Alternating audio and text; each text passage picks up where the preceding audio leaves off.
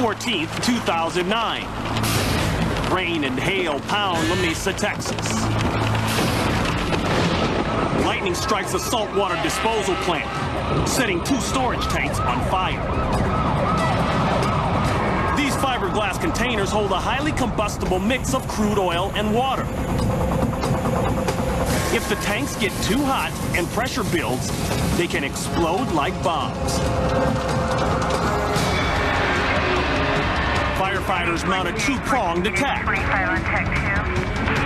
They spray water on the tank exteriors to keep them cool, and they apply fire-retardant foam directly on the flames, hoping to extinguish them. Both efforts fail.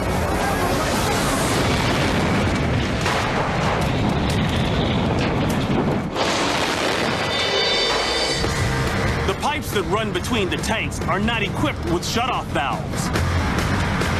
This allows burning oil to travel from the flaming tank to a second tank, igniting it on fire.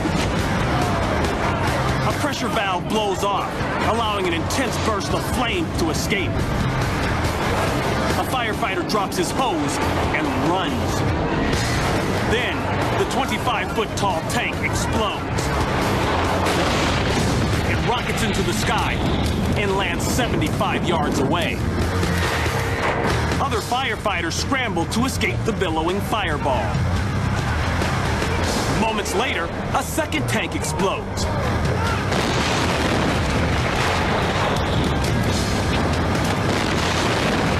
Its lid flies into the air and rolls another 60 yards.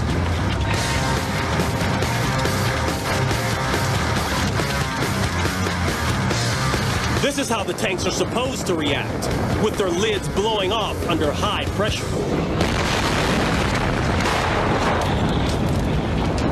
The fire rages for another 9 hours before it burns itself out. Only one firefighter is injured, thanks to the fence surrounding the tanks.